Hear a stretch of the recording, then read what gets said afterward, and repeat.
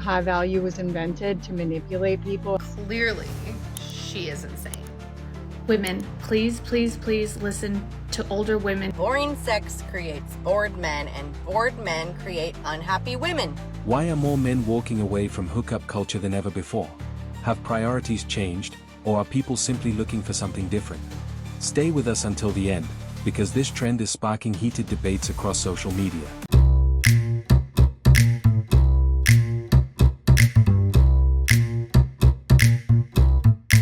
Ladies, this one's gonna sting, but most of the time it is not men ruining relationships. It is women sabotaging themselves. But first, let me explain. First is the victim mindset. If every argument turns into poor me, look what you did to me, you're not resolving the conflict. You're dodging accountability. Second, attention addiction. If you need outside validation, likes, stares, DMs to feel secure, you'll never be happy with the man that you're with. Third, lack of self-worth. If you drag your unhealed trauma into a relationship but refuse to face it and deal with it, you're making your partner pay for damage that they did not cause. These aren't just little habits. They are relationship killers. They destroy trust, create resentment, and eventually push away the man or woman you claim to love.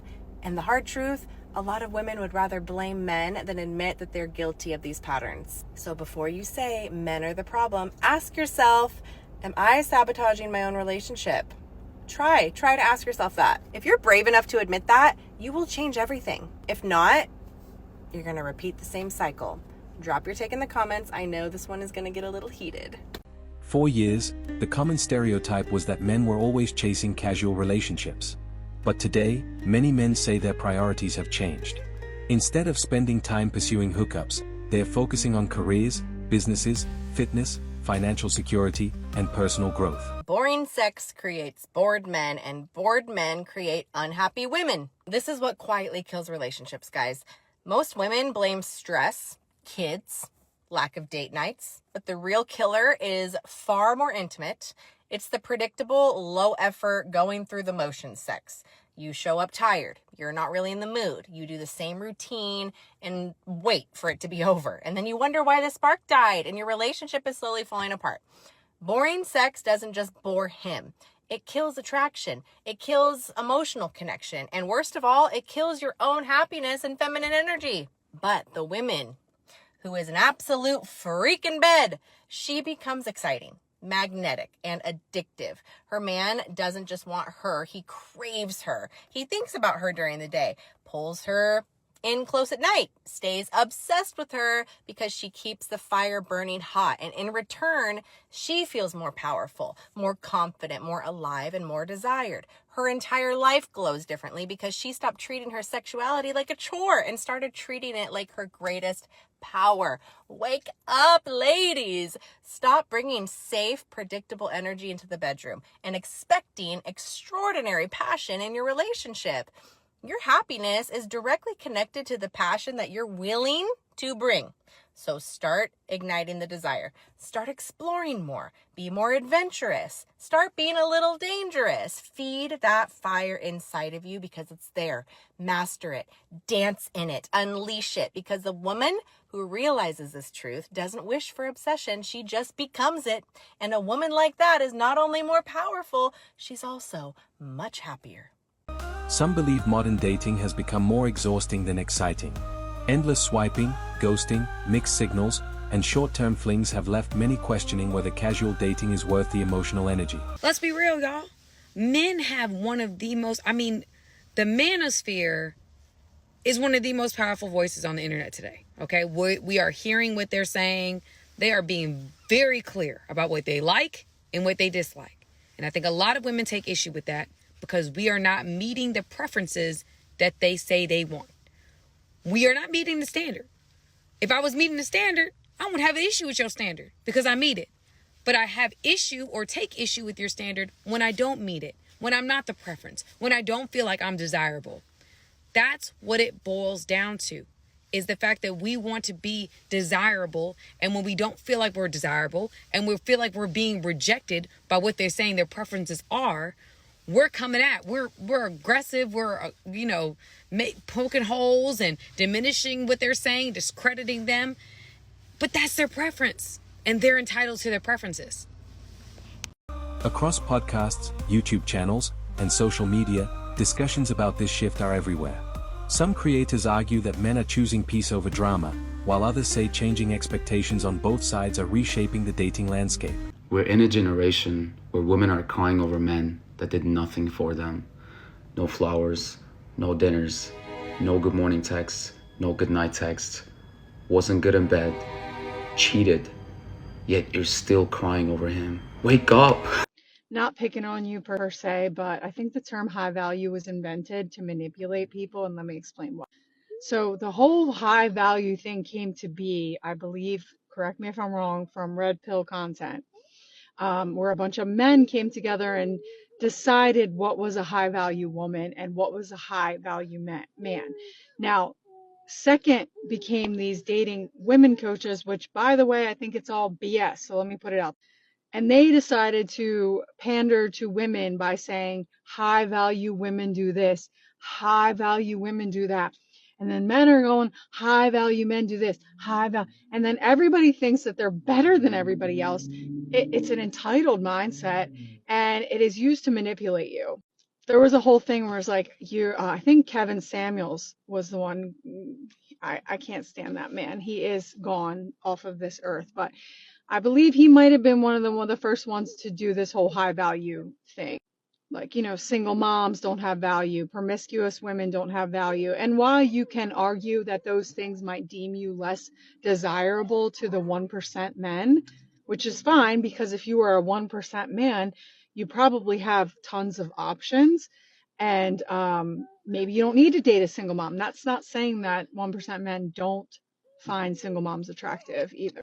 But I think when someone says that high value men don't chase, they attract, I think that's silly. High value, if there's a such thing as high value men, because I think that's stupid, like I said, then I think a high value man would be more of a traditional alpha male, and he would pursue, not chase. And I think that a lot of men fail to realize that pursuing and chasing are two different things. Any man who's called themselves high value is nobody I want. I'm just being honest. Like, they're usually arrogant. They're usually misogynistic. A real man, a real even alpha male doesn't go around calling himself an alpha. He doesn't call himself high value. He lives his life in a quiet confidence. He is not turned off by a woman that maybe isn't perfect. He goes for the quality of the human rather than their circumstances. And that's what I think to be a true high value man. Same for a woman. If a woman goes around calling herself high value and says, I'm not going to date a guy who makes under six figures, I'm not dating a guy who's under 6'4", I think that is a form of insecurity. This is just me being honest. These are my opinions. I just think it's so subjective what someone values. And the whole dating coach culture and the whole red pill culture of women and men being high value has made everybody entitled and narcissistic and selfish. And nobody even knows what a quality human is because they're so obsessed with themselves that they don't even know what a quality human is. This is a tangent. It's not really about you, but it made me think about this topic. Okay, love you. Many men also say they're becoming far more selective. Rather than seeking short-term excitement, they're looking for relationships that genuinely improve their lives, or they're content remaining single until they find the right person. Crazy how in 1870 men would be like, doctor, my wife, who has had 4 children and 0 orgasms in the last 2 years and is also not allowed to vote, cries a lot. And doctors would be like, clearly she is insane. Women, please, please, please listen to older women here on TikTok. We are all waking up to the games that men play on us. We're waking up in massive numbers. If you listen to us, the older women here on TikTok, we will tell you the truth about what's really going on so that you're not delusional, so that you don't get taken advantage of like other women. And in case anything does happen, you're not left in a really terrible position or a worse one than you started. You have to realize something, that men are deeply programmed to want access to your body and to have something on their arm. The game of love is a lie that we've been sold, but it's just romance. It's just sexual. It has nothing to do with love. We've misconstrued this with love because we've been told fairy tale lies, Cinderella and Disney movies. But that's not what's really going on, and that's not what men will ever tell you is really going on or what they're truly after. So please don't throw your whole life away for a man who is lying to you. He needs access to your body, and that's all he really wants. They will waste a lot of your time to make sure that they get access to your body because they really enjoy that activity, and meanwhile they don't. Women really don't. So make sure that they're investing in you, paying your bills, putting cash in your hand. So that way, if they leave, you didn't get the raw end of the deal. And make sure that you also always have your money, your own money, separate from his in your own bank account. Because if God forbid he does leave you, you need to have a way to make money. Men do not look after you. When you're older, nobody really looks after you. But older women here on TikTok, we're trying to tell you the truth. Our moms couldn't tell you this because they were surrounded by their husbands. We were constantly surrounded by men. But now we can talk here on TikTok. And also your grandmothers and your mothers couldn't even get a bank account. They were in a very bad position. They had to smile and stay small. But now we can be loud. And we're telling the younger women, don't play with little boys. Don't play with little boys who just want access to your body and to waste your time. Find a real man who invests in you and takes actions to make your life better. There's men out there who make 200 plus a year. You should only be dating them. And if they don't have that kind of money, they should be focusing on their money and you should be focusing on yours. It's a waste of time to date a little boy. Calling, texting, dating, it's a waste of time. They are wasting your time. You could be spending it on talents, getting your education, working on your career, and helping your family. It's a little complicated, the games that they've been running on us. The words that they use are highly manipulative. And even then, they even think that their lies are justified.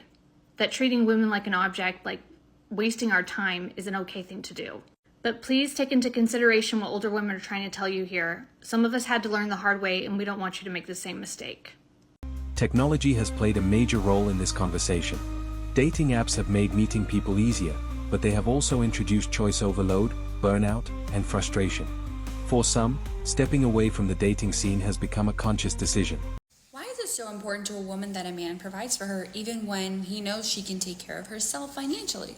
Because providership equals romance to women. And this is why women are getting very resentful of the men that they are with, especially if the women also work and have children with these men.